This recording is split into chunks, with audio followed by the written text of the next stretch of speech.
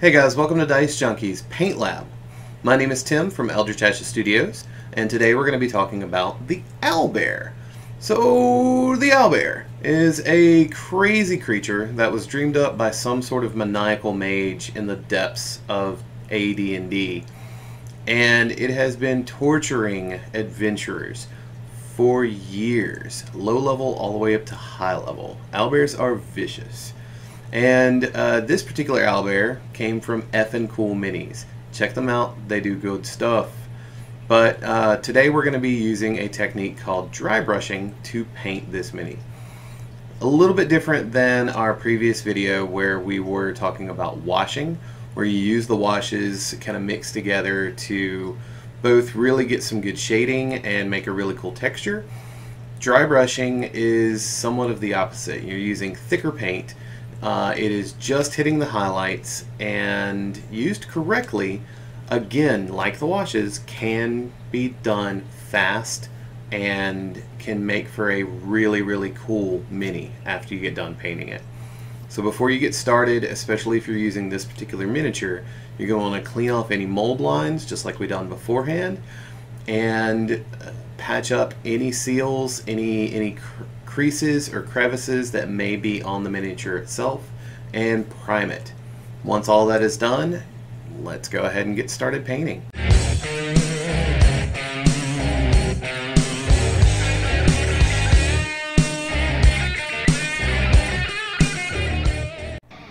Alright, here is the Owlbear miniature after it has been primed. I mixed together black surface primer with gray surface primer to give it this kind of a dark gray coat. And we're going to start off with Vallejos Khaki. Now I'm going to take this and go ahead and cover pretty much everything on here that has fur. After doing that, I'm going to take a thinner coat and actually touch the kind of a fluff on the back. This is feathers, but I want it to have that darker tone underneath. Once we get the dry brushing on there, you're going to barely see this, but it is going to give it a little bit of a definition. So yeah, just hit up the entire model that is fur, and we will move on. Now that that is done with a little bit of highlights in the top feathers, we're going to go on to the beak.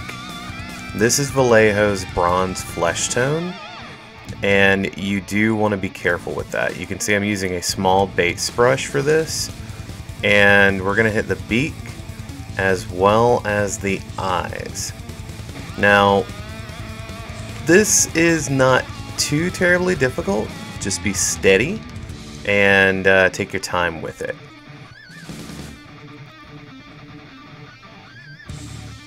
Alright, we're going to hit the other eye now. And if you do miss a little bit, it's okay. The dry brushing will cover some of it, but you do want to be fairly careful. Now that that's done, we're going to start the actual dry brushing. Now, in order to get this done, you're going to take a thick brush, load it down with paint, and then wipe off most of that paint.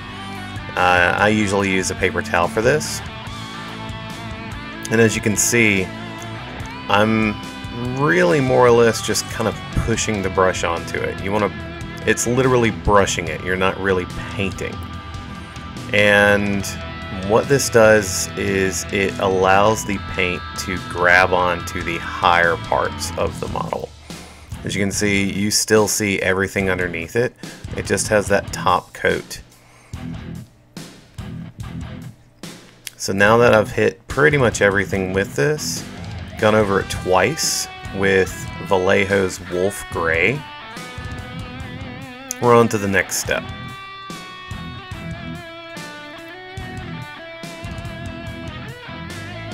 So to bring a little bit of definition, I have mixed up a very thin coat of Dragonhof Nightshade as well as Nuln Oil, and we're going to go over and actually wash the feathers.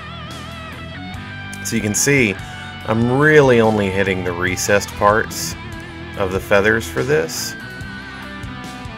This is not like the previous video where you wanted to just slather the entire thing down with your wash. This is a little bit more precise.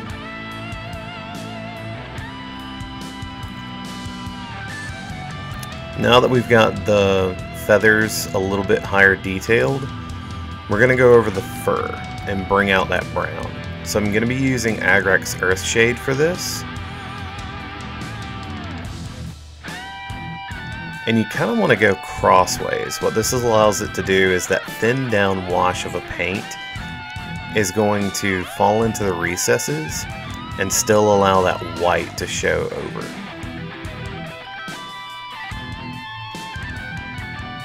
Do not forget to hit those little highlights that we put at the beginning.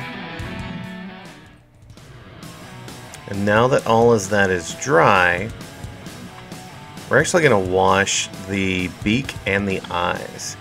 I'm using Fugan Orange by Citadel for this. And the neat thing about doing it with the eyes like this is that the recesses around it are going to get really dark, almost red. And it's going to make the owlbear look a lot more menacing. You can use this same technique for most eyes as long as they're pronounced.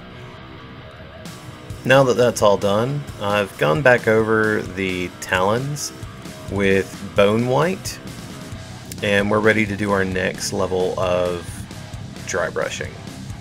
So I've taken that wolf gray again, and I've also taken a little bit of white, mixed in just barely a little bit with it, and we're going to go over the feathers.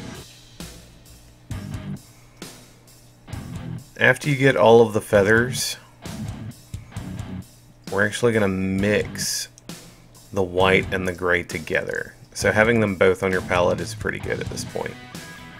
Now with that white and gray mixture, about half and half, we're going to go over the fur. Perfectly fine if you hit some of the feathers too, it just brings out the highlights. But you really want to focus on the fur at this point.